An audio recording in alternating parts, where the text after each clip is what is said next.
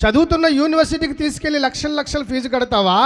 నువ్వు ఏ యూనివర్సిటీలో చదవలేదో, ఎక్కడైతే జాయిన్ అవ్వలేదో అక్కడికి వెళ్ళి ఫీజులు కడతావా?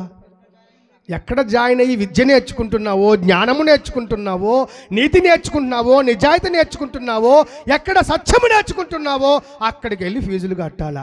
దేవునికి స్తోత్రం కలుగునుగాక.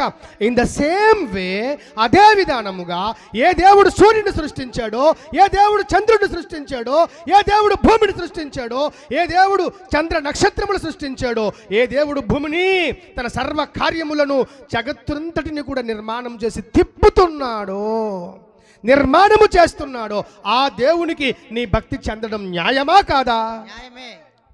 అన్ని విధాల న్యాయమే. దేవునికి స్తోత్రం కలుగునుగాక.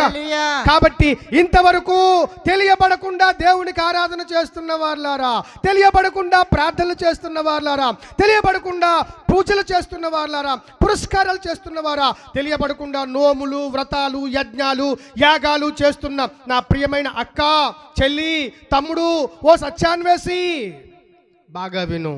నీ భక్తి ముమ్మాటికి వాస్తవమే, కానీ నీ భక్తికి కర్త ఎవరో తెలుసుకోకపోవటం మాత్రం ముమ్మాటికి అబద్ధమే.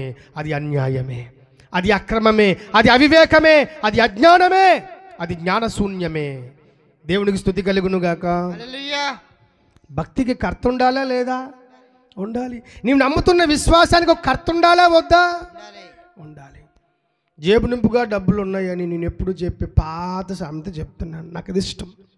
బస్సు ఎక్కేసి కండక్టర్ గారు టికెట్ ఇచ్చేయండి అన్నాం అనుకోండి, వెంటనే టికెట్ ఇమ్మగానే అతను ఏమంటాడు? ఏ ఊరు అంటాడు. ఏదో ఒకటి ఇచ్చేద్దరు, మీకు ఎందుకు, ఇదిగో జేబు నింపు డబ్బులు ఉన్నాయి, ఏదో ఒకటి ఇచ్చేయండి. ఆ ఎగదిగ చూసి బాబు మీది ఏ ఊరు అని అడుగుతాడు. అప్పుడు మళ్ళీ అడకు ఏ ఊరని, నాకు టికెట్ కావాలి ఇచ్చేయి అన్నాడు అనుకోండి, ఖచ్చితంగా ఎవరినైనా పిలిచి బాబుని కిందికి తీయించండి తొందరగా అంటాడు. ఈయన కిందికి ఈయన ఖచ్చితంగా ఎర్రగడ్డ హాస్పిటల్కో లేదా కేజీహెచ్కో త్వరగా తీసుకెళ్ళిపోండి, ఈస్ అవుట్ ఆఫ్ మైండ్. దేవునికి స్తోత్రం కలుగునుగాక. వాడికి తలకాయ లేదు, వాడి మైండ్ ఆడి దగ్గర లేదు. ఎందుకంటే టికెట్ ఇచ్చేయమంటున్నాడు, గమ్యం చెప్పట్లేదు. టికెట్ ఇచ్చేయమంటున్నాడు, డెస్టినేషన్ చెప్పట్లేదు, లక్ష్యం చెప్పట్లేదు.